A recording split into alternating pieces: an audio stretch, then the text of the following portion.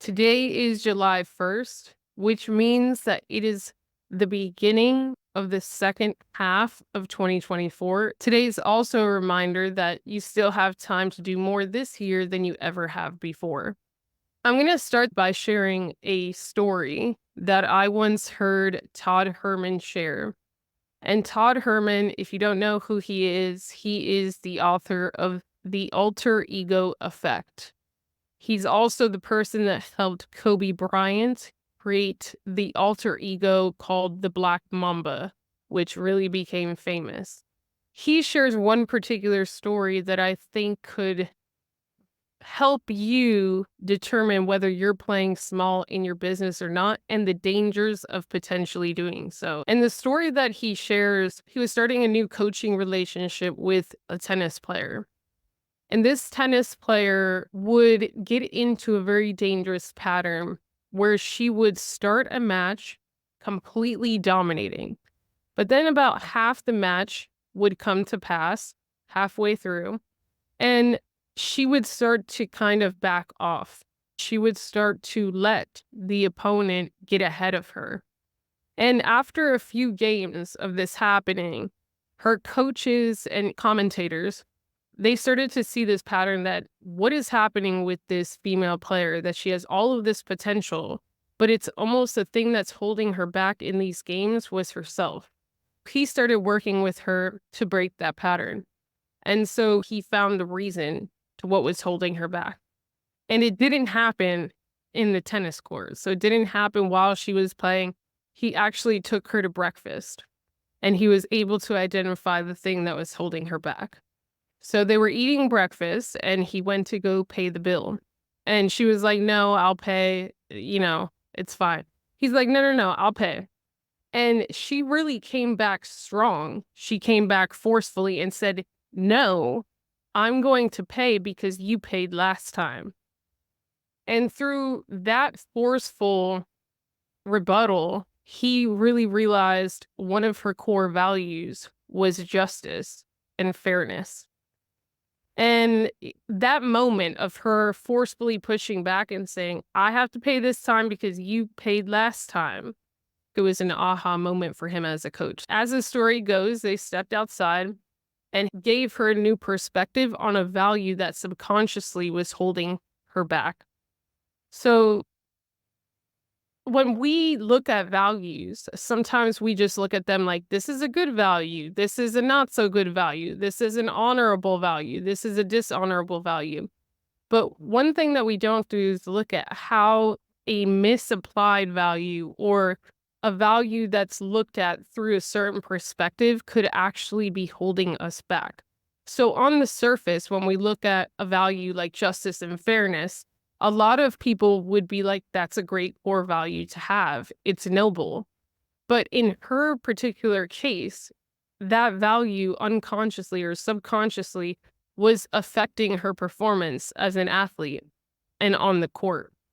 She essentially felt uncomfortable that, destroying opponents was a little bit unfair. So she would take her foot off the gas, whether she realized this or not.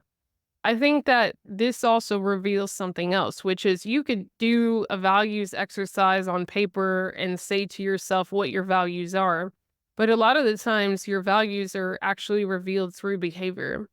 And the aha moment for him was a value that's revealed through behavior, that she felt so strongly about paying the bill because it was fair, that was very important to her. And so the core value was revealed. And what he basically told her was the following. He said that by not giving her all, she was actually being unfair to her opponents and unfair to everyone that had invested in her tennis career, unfair to herself for not revealing and letting her greatness shine through. She was unfair to her opponents because she would basically let them believe that they were better than they actually were.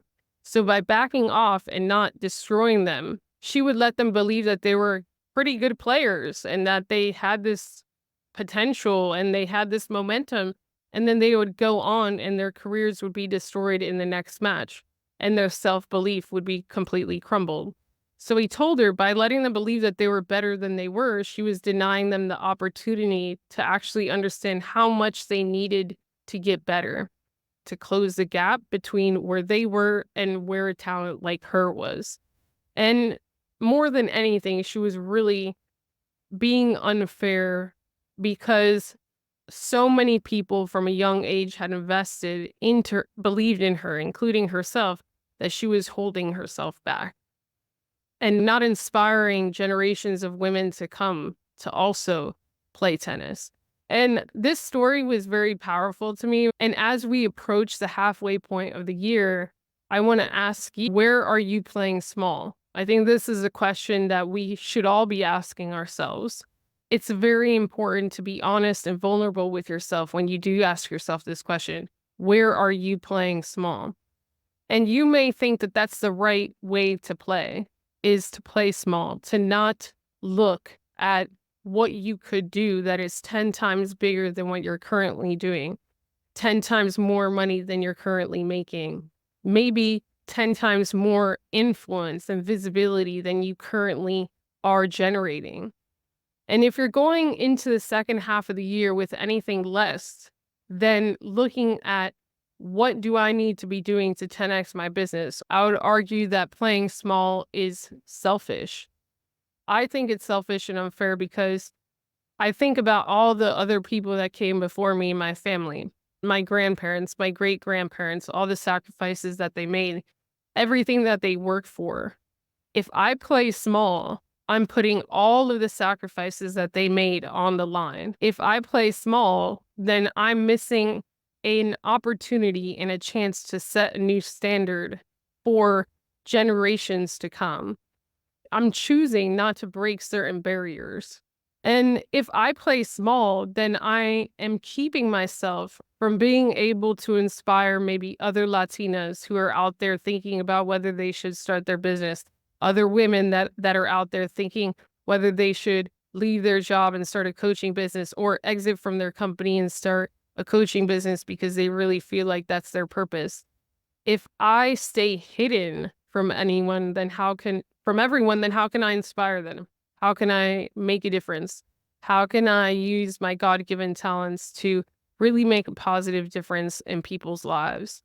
And so I think that if you're that type of person, that you have a tendency to play fair, just like that tennis player, or play small because you think that it's safe, you think that it's better, you don't want to leave certain people behind because you don't think that it's fair.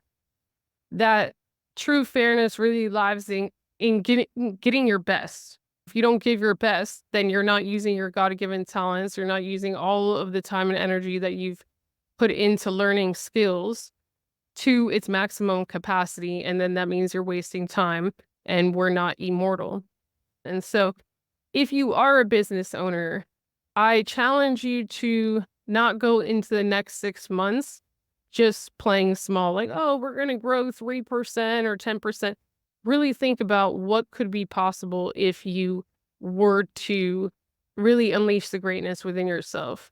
If you were to not hold yourself back. And I think a lot of the times that's what separates the good from the great.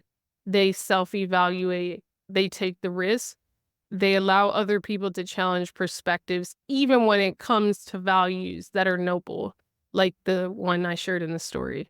And I really hope that you get to the beginning of 2025 being like, wow, I've become that much better version of myself, and I'm proud of myself. God bless you. Ciao.